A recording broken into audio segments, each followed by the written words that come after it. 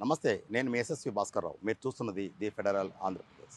భూమి అంటే కేవలం మట్టి కాదు, ప్రజల సెంటిమెంట్, జీవనాధారం, తరతరాల వంశం పారంపర్య ఆస్తి. కానీ ఒక చిన్న సంతకంతో ఆ భూమి మీది కాదనకుండా చేసే మహమ్మారి 22A నిషేధిత జాబితా.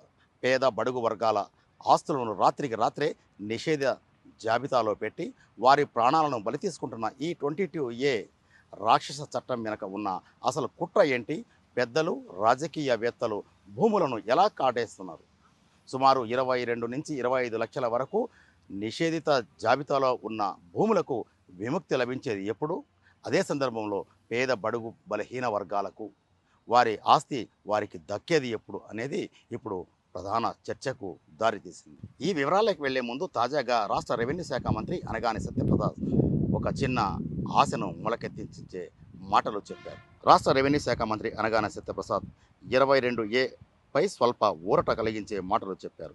చట్ట ప్రకారం వేలంలో కొనుగోలు చేసిన దేవాదాయ వక్ఫ్ బోర్డు భూముల జాబితాలను 22A నుంచి మినహాయించనున్నట్లు ఆయన స్వల్ప ఊరట కలిగించే మాట చెప్పారు. ఈ వ్యవహారం కాసేపు పక్కకు ఉంచుదాం. 22Aలోని వ్యవస్థీకృత తప్పిదాలు ఏంటి? దీనివల్ల ఎవరికి నష్టం జరుగుతోంది, ఎవరికి మేలు జరుగుతోంది? గ్రామాల్లో జమీందారులు నాటి కాలంలో దేవుళ్ల పేరిట అర్చకులు, చాకలి, మంగలి, టీచర్లకు ఇచ్చిన ఇనాం భూములను 1948లో చట్టం ద్వారా రద్దు చేసి సేద్యం చేసుకునే రైతులకు రైతువారీ పట్టాలు ఇచ్చారు. కానీ దేవాదాయ శాఖ ఇచ్చే ఒక చిన్న లేఖ ఆధారంగా దశాబ్దాలుగా అనుభవంలో ఉన్న ఈ పట్టా భూములను అధికారులు 22Aలో పెట్టేశారు. పేదలు వారి భూములు మళ్లీ వారికి దక్కే విధంగా పోరాటం సాగిస్తామని సెంటర్ ఫర్ లిబర్టీ వ్యవస్థాపకుడు మాజీ ఐపీఎస్ అధికారి ఏబి వెంకటేశ్వరరావు చెప్పడమే కాదు, ప్రభుత్వాన్ని ఉద్దేశించి కీలక వ్యాఖ్యలు కూడా చేశారు. ఆయన ఏమన్నారంటే, 2014-19 మధ్య ముఖ్యమంత్రి నారా చంద్రబాబు ప్రభుత్వం భూములను కంప్యూటరీకరణ చేసినప్పుడు క్షేత్రస్థాయి అధికారుల వల్ల తీవ్ర తప్పిదం జరిగింది, లోపం చోటు చేసుకుంది. విఆర్ఓలు అప్పటి వివరాలు కాకుండా 2017 నాటి అడంగల్ సరిగ్గా ఎక్కించకుండా ఏకంగా 1907-08 నాటి సర్వే రికార్డులను ఆర్ఎస్ఆర్ పట్టుకొని రైతుల ఏళ్ల తరబడి సాగు చేసుకుంటున్న పట్టా ఇనాం భూములను ప్రభుత్వ భూములుగా మార్చేశారు. అంటే 22Aలకి చేర్చడం ఇక్కడ ఘోర తప్పిదమని ఆయన గుర్తు చేశారు. ఈ తప్పిదం వెనక అప్పటి అధికారులు సక్రమంగా వ్యవహరించకపోవడమే కారణమని ఏబి వెంకటేశ్వరరావు ఎత్తి చూపారు. అప్పట్లో మీ హయాంలోనే ఈ తప్పిదం జరిగింది, ఇప్పుడు మీరే సీఎంగా ఉన్నారు, ఆ తప్పిదం సరిదిద్దండి అని ముఖ్యమంత్రి నారా చంద్రబాబును ఉద్దేశించి వెంకటేశ్వరరావు డిమాండ్ చేశారు. పెద్దలు గద్దలుగా ఎలా మారారు? ఆవులపల్లె అంటే పొంగనూరు నియోజకవర్గంలో చోటు చేసుకున్న పరిణామం ఏంటి? ఇదే సందర్భంలో రాష్ట్ర వ్యాప్తంగా ఉన్న పరిస్థితి ఏమిటో ఒకసారి చూద్దాం. పేదల భూములపై పొంచి ఉన్న రాజకీయ గద్దలకు ఈ 22A ఒక పెద్ద అస్త్రంగా మారింది. పట్టణాలకు సమీపంలో ఉన్న భూముల విలువ పెరగడంతో 20 ఏళ్ల అనుభవ నియమాన్ని 12 ఏండ్లకు మార్చివేశారు. ప్రైవేటు భూములను నిషేధిత జాబితాలో చేర్చారు. ఆ భూ యజమానులను తీవ్ర ఒత్తిడికి గురిచేసి తక్కువ ధరకు రాజకీయ నాయకులే అమ్ముకునే విధంగా కుట్రలకు తెరతీశారనే విషయం తెరపైకి వచ్చింది.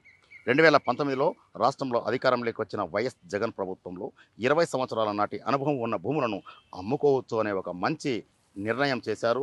అది కొందరికి మేలు కూడా చేసింది. అయితే ఈ భూముల విలువ పెరగడం, విస్తరించిన పట్టణ ప్రాంతాలకు సమీపంలో చేరడం వల్ల పెద్దల రూపంలో సమస్యలు తలెత్తింది. అది కూడా రాజకీయ నాయకులు, ఉన్నత స్థాయిలోని అధికారుల వల్లే అని ఏబి వెంకటేశ్వరరావు ఆరోపించారు. పట్టణాలకు సమీపంలో చేరడం, దీనివల్ల భూమి విలువ పెరగడంతో 20 సంవత్సరాల గడువును 12 సంవత్సరాల లోపుగా మార్చి చూపించి అప్పటి వరకు అనుభవంలో లేదంటూ ఆ భూములను 22A నిషేధిత జాబితాలో చేర్చారు.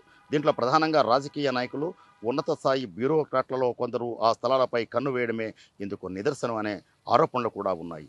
ఆ భూ యజమానిపై ఒత్తిడి తెచ్చి కొనుగోలు చేయడానికి ప్రయత్నం చేశారు అనేది ఏబి వెంకటేశ్వరరావు చేసిన ఆరోపణ. అంటే 20 ఏళ్లుగా అనుభవంలో ఉన్న భూములు 22A నిషేధిత జాబితా నుంచి తొలగించాలంటే అవి మాకే విక్రయించాలి అనే షరతు పెట్టడం, దీనికోసం అధికారులు ఉన్నత స్థాయిలో ఒత్తిడి పెంచడం అనేది జరిగింది. తిరుపతిలోనే కాకుండా విశాఖ, రాష్ట్రంలోని అనేక జిల్లాల్లో ఇదే పరిస్థితి ఏర్పడినట్లు కనిపిస్తోంది. దీనికి ఏబి వెంకటేశ్వరరావు చేసిన వ్యాఖ్యలు కూడా ఊతమిస్తున్నాయి. పేద బడుగు బలహీన వర్గాలకు చెందిన భూములు నిషేధిత జాబితాలోకి చేర్చడం ద్వారా, అది కూడా ముఖ్యమంత్రి నారా చంద్రబాబు సొంత జిల్లా పుంగనూరు నియోజకవర్గం ఆవులపల్లె వద్ద ఏం జరిగింది? ఇదే పరిణామం, ఇదే కార్యక్రమం రాష్ట్ర వ్యాప్తంగా ఆదేశాలు జారీ చేస్తే దాదాపు 22 నుంచి 25 లక్షల మందికి మేలు చేకూరుతుందనే అభిప్రాయం తెరపైకి వచ్చింది. ఆ వివరాలేంటో చూద్దాం.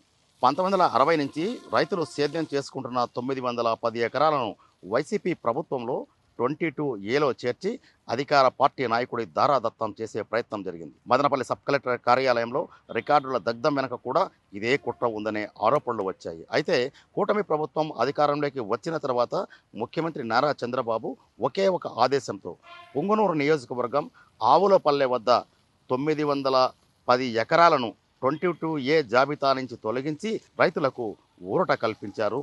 ఆ భూముల వివాదాన్ని పరిష్కరించారు. ఇదే పరిస్థితి రాష్ట్రంలోని అన్ని ప్రాంతాలకు విస్తరించి ఒకే ఆదేశం ద్వారా 22 లక్షల మందికి ఎందుకు మేలు చేకూర్చలేకపోతున్నారు అనే విషయంపైన రిటైర్డ్ ఐపీఎస్ అధికారి వెంకటేశ్వరరావు ముఖ్యమంత్రి నారా చంద్రబాబును ఉద్దేశించి సూటిగా ప్రశ్నించారు. రాజధానిలోని పట్టణాలు పల్లెల పరిస్థితి పక్కన ఉంచుదాం. సాక్షాత్తు అమరావతి రాజధానిలో 22A భూములకు సంబంధించి పేద ప్రజలు ఎలాంటి కష్ట నిష్ఠూరాలకు ఇబ్బందులకు గురవుతున్నారు అనేది పరిశీలిద్దాం. అమరావతి రాజధానికి సమీపంలోని గ్రామాల్లో రోడ్ల నిర్మాణానికి భూములు ఇవ్వలేదనే అక్కసుతో కొన్ని భూములను 22A జాబితాలో చేర్చారు. దీనిపై కోర్టుకు వెళితే బాధిత రైతులకు స్టే ఆర్డర్ రావచ్చు.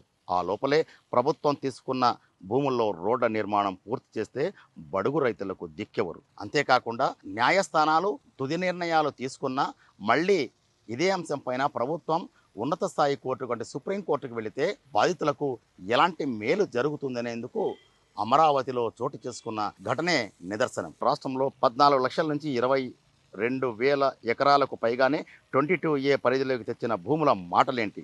వాటిని స్వాధీనం చేసుకోవడానికి పేద రైతుకు సాధ్యమైన కోర్టులకు వెళ్ళి లక్షలు ఫీజులు చెల్లించుకునే ఆర్థిక స్తోమత వారికి సహకరిస్తుందా?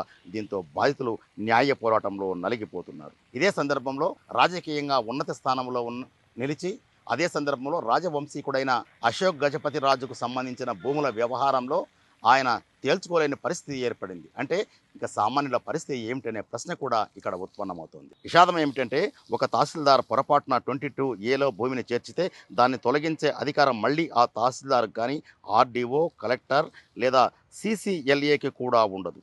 ప్రభుత్వం వరకు వెళ్ళడం సామాన్య రైతులకు సాధ్యమేనా?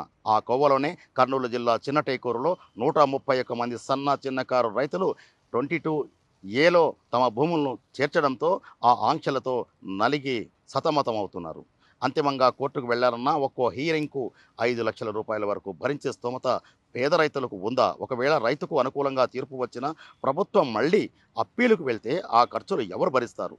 రాజవంశీకుడైన అశోక్ గజపతిరాజు వంటి అగ్రస్థాయి నాయకుడికే ఎదురైన పరిస్థితి సామాన్యులు తట్టుకునే వాతావరణం ఉందా అనేది కూడా ఇక్కడ మనం ఆలోచించాల్సిన విషయం. ఇదిలా ఉంటే ఉమ్మడి ఆంధ్రప్రదేశ్లో జస్టిస్ నాగార్జున రెడ్డి ఈ నిషేధిత భూములు, ఇనాం భూములకు సంబంధించి స్పష్టమైన పూర్తి వర్గీకరించి సుమారు కొన్ని వందల పేజీల జడ్జిమెంట్ని ఇచ్చారు.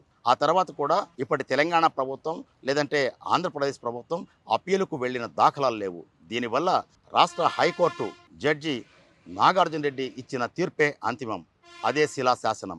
దాన్ని ఎందుకు పాటించలేకపోతున్నారని ప్రస్తుతం ప్రశ్నలు తలెత్తుతున్నాయి. 2014 ఏప్రిల్లో ఉమ్మడి ఏపీ హైకోర్టు న్యాయమూర్తి జస్టిస్ నాగార్జున రెడ్డి 20ఏపై 150 పేజీల చారిత్రాత్మక తీర్పు ఇచ్చారు. ప్రభుత్వ భూములను ఎవరైనా ఆక్రమిస్తే ప్రభుత్వం సివిల్ కోర్టులోనే నిరూపించుకోవాలి తప్ప నేరుగా ఆ రైతు నుంచి ఆక్రమించుకునే హక్కు లేదని స్పష్టం చేశారు.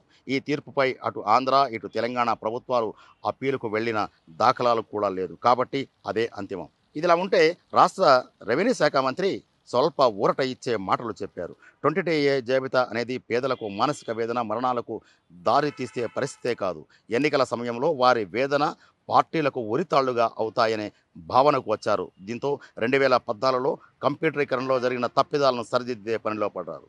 చట్ట ప్రకారం వేలంలో కొనుగోలు చేసిన దేవాదాయ వక్ఫ్ బోర్డు భూములు 22A నుంచి మినహాయించనున్నట్లు రాష్ట్ర రెవెన్యూ శాఖ మంత్రి అనగాని సత్యప్రసాద్ స్వల్ప ఊరట ఇచ్చారు. గతంలో లేఅవుట్లు అయినవి పాతకాలంలో 22లో ఉంచారు. వాటిని ఆంక్షల చట్టం నుంచి తొలగించడమే కాదు, ఇనాం భూములను అలాగే దేవాదాయ శాఖ నుంచి కొనుగోలు చేసిన భూములను కూడా విముక్తి చేయడానికి ప్రత్యేకంగా జీవో జారీ చేస్తున్నట్లు ఆయన స్పష్టం చేశారు. అయితే రాష్ట్రంలో సుమారు 22 లక్షల ఎకరాలకు పైగానే 22 ఏ జాబితాలో ఉన్న భూముల విషయం ఏం చేస్తారనేది ఇప్పటి వరకు ఆయన స్పష్టత ఇవ్వలేదు. రాష్ట్రంలో ఇప్పటికీ దాదాపు 25 లక్షల ఎకరాలకు పైగానే 22 ఏ ఆంక్షల సుడిగుండంలో ఉన్నాయి. రైతులు మానసికంగా కుంగిపోయి ఆత్మహత్యలకు పాల్పడకుండా ఉండాలంటే 22 ఏ ఆంక్షలను పూర్తిగా రద్దు చేయడం ఒకటే మార్గం. దీనికోసం బాధిత రైతులను సంఘటన చేసి వారి పక్షాన పోరాటం సాగిస్తామని సెంటర్ ఫర్ లిబర్టీ సంస్థ వ్యవస్థాపకులు రిటైర్డ్ ఐపీఎస్ అధికారి ఏబి వెంకటేశ్వరరావు చెబుతున్నారు. బాధితుల పక్షాన తమ పోరాటం ఉంటుందని ఆయన చెబుతున్నారు. ఇదే సందర్భంలో మదనపల్లి సబ్ కలెక్టర్ కార్యాలయం, అంటే ఇప్పుడు జిల్లా కలెక్టర్ కార్యాలయం అయింది, 22 ఏ నిషేధిత జాబితాలోని భూములకు సంబంధించి అనేక ఆరోపణలు వచ్చాయి. ఆ పరిస్థితుల్లోనే అంటే అక్కడ రికార్డులు దగ్ధం చేయడం అనేది, ఈ 22 ఏ జాబితాలోని భూములను అప్పనంగా స్వాహా చేయాలనే ఒక ఎత్తుగడ కుట్ర ఉందనే విషయం పై కూడా కేసులు నమోదయ్యాయి. దీనికి సంబంధించి ఆర్డీఓలతో సహా రెవెన్యూ సిబ్బందిని కూడా సస్పెండ్ చేశారు, అరెస్టులు కూడా జరిగాయి. మరి అనగాని సత్యప్రసాద్ తాజాగా ఇచ్చిన ఒక ఊరడించే మాటల నేపథ్యంలో 22 ఏ జాబితాలో ఉన్న పేద బడుగు బలహీన వర్గాల రైతులకు సంబంధించిన భూములకు విముక్తి కల్పిస్తే అది టీడీపీ కూటమి ప్రభుత్వానికి మేలు చేకూరుస్తుంది. లేదంటే ఈ భూముల వ్యవహారం పాపం కూడా ఈ ప్రభుత్వానికి చుట్టుకునే అవకాశం ఉంది. దీనిపై సెంటర్ ఫర్ లిబర్టీ సంస్థ పూర్తి స్థాయిలో బాధితుల పక్షాన పోరాటం సాగిస్తామంటోంది. ఈ పరిణామాల నేపథ్యంలో రాష్ట్ర ప్రభుత్వం ఎలాంటి నిర్ణయం తీసుకుంటుందనేది కూడా ఇప్పుడు చర్చకు ఆస్కారం కల్పించింది. ఇది 22 ఏ చట్టంలో చిక్కుకున్న పేద బడుగు బలహీన వర్గాల ప్రజలకు సంబంధించిన వేదన, ఆవేదన. వారికి ఎప్పుడు విముక్తి కల్పిస్తుందనేది వేచి చూడాల్సింది. ఈ కథనంపై మీ అభిప్రాయాన్ని కామెంట్ బాక్స్లో తెలియజేయండి. మరో ఆసక్తికరమైన కథనం కోసం చూస్తూనే ఉండండి ది ఫెడరల్ ఆంధ్రప్రదేశ్. నేను మీ SSV Bhaskar Rao, federal correspondent, Tirupati.